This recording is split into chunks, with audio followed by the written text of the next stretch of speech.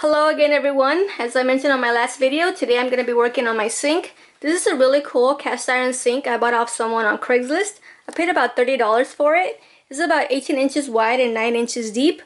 It's actually a Kohler sink, and I looked it up at Home Depot and it's worth over $300, so I got an amazing deal. I'll also be installing this Belterra pump faucet. Since the tiny house won't have plumbing, at least not for now, I think this will work great. This is the other material I will be using. So this is a clear food grade hose I will be attaching to the faucet. Now I'll be putting this metal ring just for more security. I also bought this Kohler drain for the sink. And I was going to use a metal pipe for the drain just for more durability, but it actually didn't end up fitting into this jug I had bought for the gray water. So I ended up going with the plastic PVC pipe, and I just sanded it down till it fits snug into the container. And I also bought these square containers on Amazon. I decided to go with the square ones just because they take up a little less space than the round ones. These are about 3 gallons each. And I'm going to be keeping one of these caps onto one of the containers, so this will be holding the clean water and this will be holding the gray water. I drilled a hole just big enough for the clear hose and a little hole just to vent the container. So first I think I'm going to put this PVC pipe on the container. It's actually a very snug fit.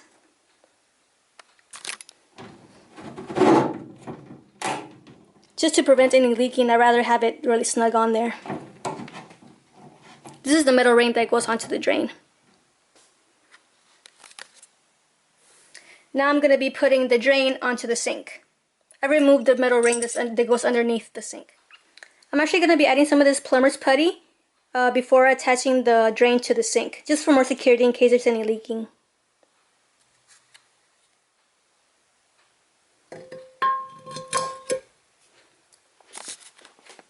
So now I think I'm going to put these rings that go underneath the drain.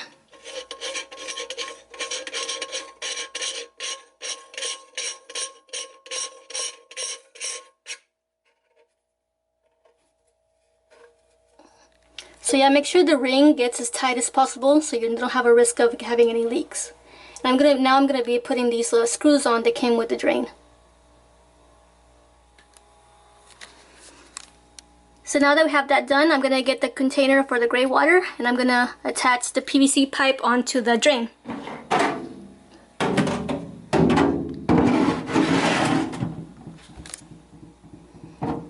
It's just long enough that a little part of the PVC pipe goes into the container and it's going to reach just good enough onto the drain. So there we have it. I've attached the pipe onto the drain and it's going just enough into the container that we won't have any splashing or leaking into the cabinet.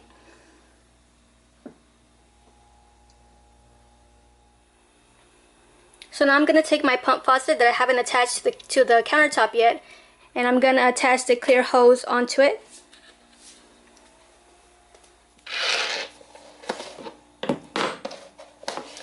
I'm going to be putting this metal ring on the clear hose first, so we can tighten it up after we attach it to the faucet.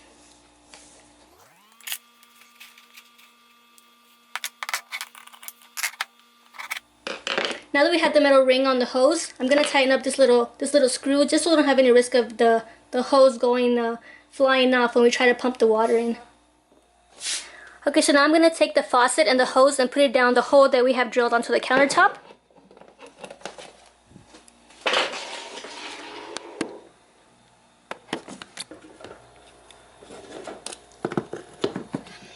We'll attach this faucet onto the countertop here in a few minutes.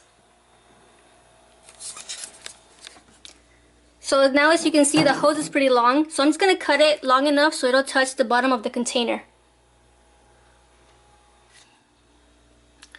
So I cut the hose long enough just so it can touch the bottom of the inside of the container. Now I'm going to put the container into the cabinet and put the hose through the hole.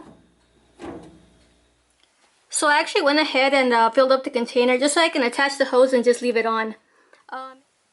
Make sure you wash your container before filling it up with water. If you're going to be using your water to wash vegetables or anything like that, make sure you have a clean container and make sure they're food grade.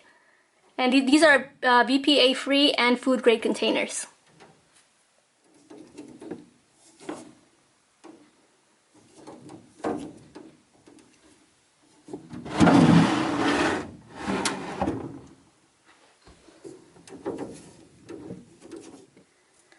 So I think the last step is going to be to attach the faucet to the countertop. The faucet actually came with these screws, so this is what I'll be using.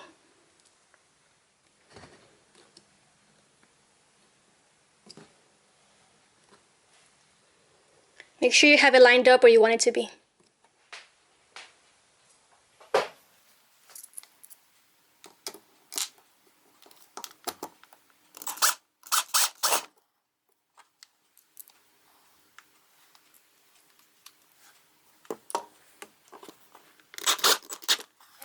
I'll probably end up putting a little bit of silicone or a sealer around here just in case there's any kind of splashing and it doesn't get underneath to the cabinet.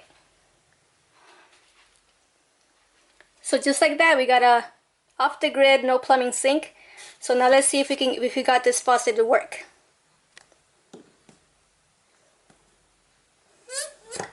Usually it takes a couple of pumps to get the water coming.